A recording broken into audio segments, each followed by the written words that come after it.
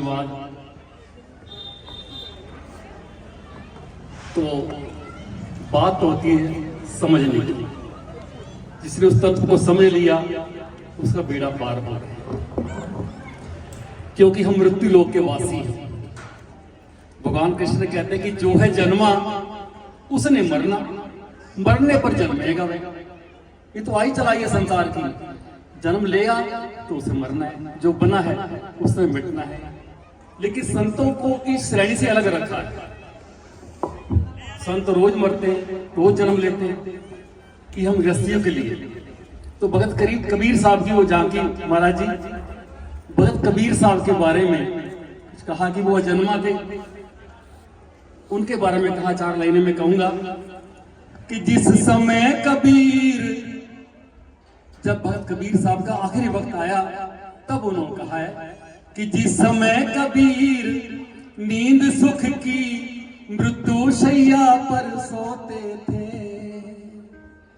इस काबल दीद नजारा था, पत्थर दिल वाले रोते थे।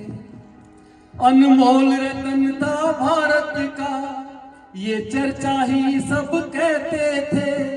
चाहे हिंदू या मुसलमान दोनों के आंसू बहते थे। भारत की गोद हुई खाली, माता का एक सपूत चला। भाई भाई में जंग हुई, सज धज कर जब ताबूत चला। हिंदू बोले ये हिंदू है, इसको तो हम जलाएंगे। और अहले इस्लाम का दावा था, मुस्लिम है इसे दफनाएंगे। लड़ाई होगी आपस में। हिंदू बोले ये हिंदू है, इसको तो हम जलाएंगे। और अहले इस्लाम का दावा था, मुस्लिम है इसे दफनाएंगे। दोनों की बातें सच्ची थी, दोनों ही ठीक झगड़ते थे। दोनों के पास दलीलें थी, दोनों माकूल अकड़ते थे।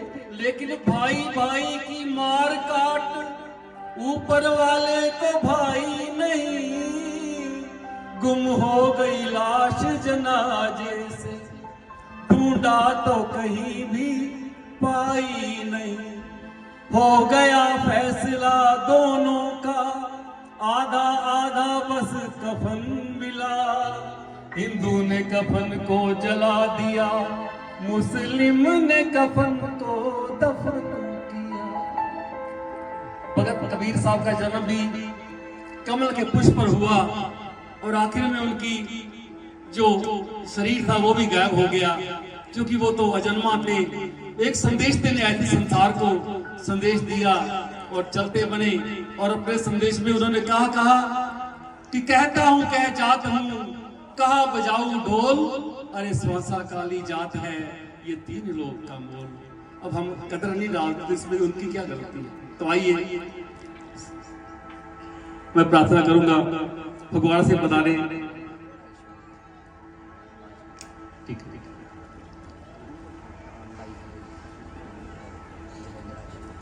तो जलंधर आश्रम से पधारे संत श्री केशवानंद जी महाराज श्री गुरु के चरणों में 5 मिनट की हाजिरी और आशीर्वाद।